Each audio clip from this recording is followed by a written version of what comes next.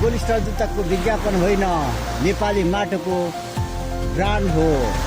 यो चाहिँ नेपालमा पनि लगाउँथे यो गोलिस्टार जुत्ता मर्निङ वक गर्दाखेरि, र विदेशमा आएर पनि मैले यो जुत्ता लगाएर फुटबल खेल्ने मर्निङ वक गरिरहेको छु। यो जुत्ता एकदम टिकाउ रहेछ। अनि पहिला पनि नेपालीहरूले धेरै लाउने गर्थे र अझै पनि लाइरहेका छन्।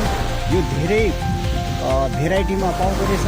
मैले चाहिँ यो 1700को किनेको होइन, 1 वर्ष भइसक्यो। स्टिल यसले चाहिँ मलाई काम दिइरहेको छ।